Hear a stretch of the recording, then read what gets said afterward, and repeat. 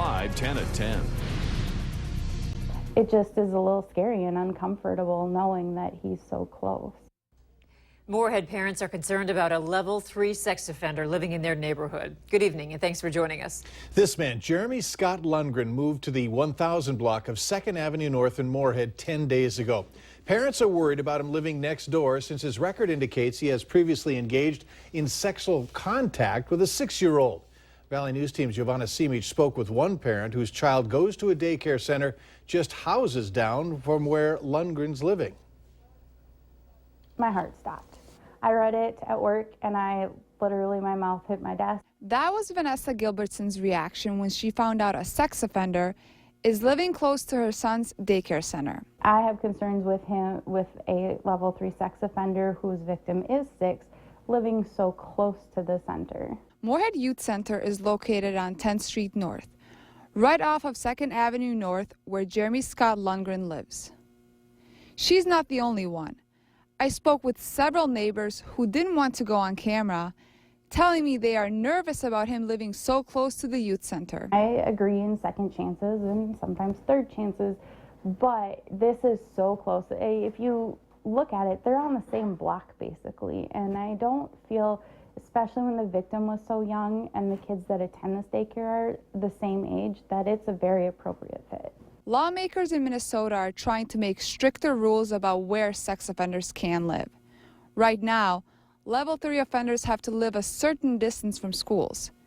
Changes would add parks and places where children frequent. For now, Gilbertson is hoping that police keep an eye out on the youth center. They play outside in that block. Maybe it's something they can do to just ease our minds for a while and step up patrol around that area. In Moorhead, Giovanna Simic, Valley News Live. Moorhead police tell us that no community meeting about Lundgren is planned. They do say if parents have questions or concerns, they should contact police. Today, the University of North Dakota Athletics Department announced they'll be cutting the varsity baseball and men's golf programs because of budget cuts. Through expense reductions and revenue increases, the UND Athletics Department will see an estimated $2.4 million budget impact for 2016 and 17. It's a decision that interim president Ed Schaefer says will impact a lot of people. It's hard. It's, we're affecting people's life. We're making decisions that are rooting people's hopes and dreams. UND will honor all athletic scholarships at their present equivalencies for returning student athletes in those two sports. Beth Houle will have much more on this story later in the show. Joel Vettel has unanimously been selected to the Fargo Park Board, being next executive director. Vettel will take over September 1st. He will replace longtime Park District Executive Director Roger Gress, who's retiring. Vettel will be stepping down as a Fargo Police Lieutenant and told Valley News Live tonight that he hopes to start his new job in September. Vettel said that he will resign from the police department shortly before assuming his new position. West Fargo Public Schools have approved a proposal by a 6-0 vote to hire a 5th school resource officer to serve the elementary schools and act as a cultural outreach officer. The plan is for the SRO to teach students, keep the school safe, and also act as the go-between for ELL students and their families. West Fargo district officials say last year, on average, they called police dispatch about once a day. The hope is this position will help refugee kids and families while also cutting down on the amount of calls to police. Fargo has something similar in their liaison officer with the other communities that are here in the Fargo-Moorhead area. This one is going to be geared, really towards the school and how to integrate there. I see it as a benefit to both parties.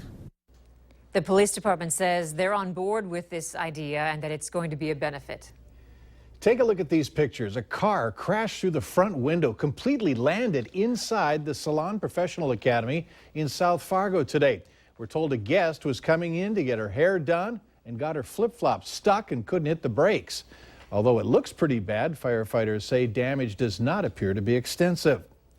Some Minnesota parents say allowing transgender people to use bathrooms of the gender that they identify with is ripe for abuse by people with bad intentions. Other parents challenge that perception. Those two viewpoints shaped a heated debate today at the state legislature to consider a bill restricting transgender residents' bathroom use to their birth sex. The bill won't come to vote this year, and it stands little chance in the Democratic-controlled Senate. Minnesota Governor Mark Dayton has gone on record as promising to veto such a bill in the outside chance that one would make it to his desk. Minnesota is just the latest state where the issue has cropped up. As November election approaches, North Carolina recently passed a similar measure, while South Dakota's Republican Governor Dennis Dugard vetoed a bill. Jason Eblen received the award of a lifetime tonight in Washington, D.C. for his service as a paramedic here in Fargo. The award Eblen received from the American Ambulance Association is the highest honor an emergency medical service professional can receive. Jason received first responder training in 1995 and began volunteering for the Hillsborough Ambulance Service.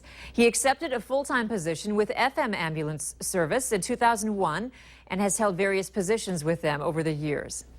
Being able to take those things that I've learned throughout the years, pass that on to other people that are coming up there is the most rewarding thing that I think I could do. Jason also met with North Dakota Senators Hoeven and Heitkamp, who congratulated him for his high honor. Today's new arrival of baby boxes at the Minnesota State Capitol was a celebrated first stop for the Twin Cities nonprofit organization Babies Need Boxes. The founder and executive director stood before lawmakers at a Minnesota House hearing, testifying about a new bill that would bring 3,000 baby boxes to mothers across the state who don't have a safe place for their infants to sleep. The boxes are lined with mattresses to double as a bassinet. They also include essential baby care items, from diapers to breastfeeding kits that many mothers cannot afford when their baby arrives. The group also wants to help reduce infant mortality rates. The organization has distributed about 500 baby boxes so far. The plan proposes a $500,000 program, but no vote has been taken yet. For parents with babies in the NICU, thinking about their tiny baby's first day of school is probably the last thing on their mind. But some teachers want those parents to know their kids will grow up and be successful students. National teacher organization Alpha Delta Kappa has hosted a preemie baby shower event for the last 8 years. Current and retired teachers from around the area come together to donate clothing to the Sanford NICU, helping those families who are dealing with such a tough time in their child's life. We just want parents to know that teachers are waiting for these little ones to come to their classrooms. We think they are little miracles, and I know we want to support them.